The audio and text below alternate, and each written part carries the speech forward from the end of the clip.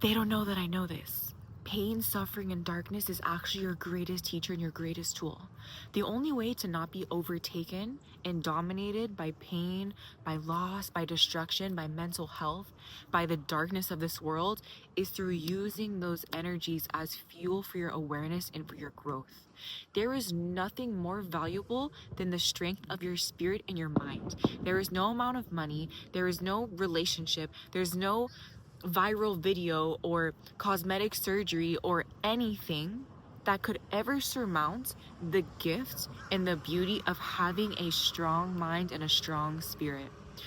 The characteristic of having a strong mind and a strong spirit means that you control yourself. You almost have to look at your life and yourself like you're in a game. And darkness and suffering and mental health problems, these things are just opponents in the game. Are you going to allow them to overcome you and them to win and you to lose? Or are you going to gain the strength and keep repeating the level until you learn what you have to do in order to win and dominate? It's a spiritual battle. It's a spiritual war. It always has been and it always will be. And the only way to win a spiritual war, a spiritual battle is through the mind. All is mind. All of our problems, all of our solutions, all the love, all the hate, all the good, all the bad, it all comes from our mind. Yes, it's represented and experienced in the physical world, but everything is first mental before it's physical. And these are things that need to be repeated on a daily basis so we can remember it. Because sometimes we get so lost in the physical world that we forget it's mental. We forget that we can manipulate it and control it and dominate over it through our mind because we're so fixated and caught and clinging onto the physical. Have no fear. Have no limit in what you're able to do and what you're able to conquer and overcome. And you have to realize, like, God put you here with a mission and with a purpose. Of course you're going to be challenged. Of course he's going to test the strength of your mind and of your character and of your belief in him. This is a part of the growth process of being here on earth as a human. None of us are exempt from being tested. None of us are exempt from going through struggles in life. No one is exempt from death. So we have to embrace discomfort. We have to embrace the growing pains. We have to embrace our suffering. Not only just embrace it, but can you learn to love it? Can you learn to dance with it, to have lightness in your heart despite what you're going through in the external world? And it's so funny because your tests are not going to get easier. The more your awareness expands, the more your consciousness rises, your tests are going to get harder because you're rising higher. So of course, these other energies that don't want you to shine, that don't want you to break free, that don't want you to expand into the truth, of course they're going to attack you. But the question is, how strong are you? How deeply rooted is your mind? All of your spiritual awareness, all of the things you've done and realized and the books you've read and the psychedelics you've done and the people you've met, can you actually take that information and apply it in the times when it counts? Which is when you're struggling. It's when it's dark, when you're alone, when things don't make sense, when one thing after another is going wrong and bad. Can you apply those concepts then? It's so easy to walk it, to be it, when it's love and light and easy and things make sense and you have community and da-da-da-da and you have the money and all the. It's so easy to do it then. But that part doesn't really count. The truth of your character, the truth of your path, the truth of who you're becoming, the truth of what you really believe in is shown when you're struggling. It's shown in the darkness. So I ask you, my friend, who are you when it's dark? What do you believe in when it's dark and the lights go out and you're by yourself and you're suffering and struggling? What do you believe about yourself, about God, about the power of your mind, the power of your thoughts? What do you believe about your future, your past? These things are important. You have to constantly be asking yourself questions, constantly self-inquiring about where you stand. Because friends, I want to remind you, the energies of this world that come from social media, that come from these forces that control our money and our food and pharmaceuticals, and I don't want to get woo-woo, but like, we all know this at this point, right? We all know this. I want you to remember, they don't want you to be strong.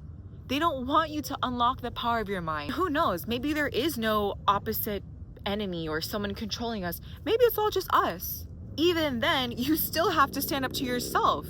And my favorite thing about my own struggles and suffering is that it made me realize, oh, I'm not as strong as I thought I was. I'm not really walking the talk, and all the information that I have and I've acquired through the practices and the reading and the travel, it's kind of different to apply it when you're really struggling. Again, it shows the truth of your character. But if you aren't able to apply it, beautiful, that's amazing. That means you have homework. That means you have work to do. That means it's time for you to really analyze yourself and practice it. Practice it until it becomes a part of yourself. Practice these things, these concepts of trusting in God, of having a routine, being disciplined, eating well, having deep awareness of your thoughts, of your beliefs in yourself. Practice these things until your reality shifts. That's how it always works, you guys. Every time I've been in darkness, in dark chapters of my life, and I tune back into those truths of what I just mentioned, with time, my reality shifts and I level up and I come back into love and the floodgates open and things start to align and I start to attract and make money and step into purpose. And then I kind of fall back into darkness and the pattern repeats. But each time I fall back into darkness, the darkness gets darker because the test is layering. It's showing me it doesn't end. It's a never-ending cycle. So find enjoyment in it. Find peace in it. Learn to laugh and stay lighthearted despite your circumstances. And life can get dark and heavy. I was just at a funeral today for a family member. None of us are going to last here forever in these physical bodies. So you might as well make the most of it. And we can only do that through our mind. It does not matter what you have in this physical world. The money is great. The big house, the big car, those things are amazing. It makes life enjoyable and fun. But you can have all those things and be depressed and battle yourself mentally. The person that passed away today had a bunch of freaking money, but mentally battling. So I want to remind you guys, your struggles, your darkness, your insecurities, the things that you feel like you're lacking. If you're unemployed, if you don't have money, if you don't have a boyfriend, if you're sick, remember these things are fuel for you to awaken, so use it intentionally. And I have a little tip for you guys before I finish this video. Pick a specific struggle in your life right now, whether it's a physical insecurity, a financial problem, relationship problem, money, sickness, whatever. Pick your struggle.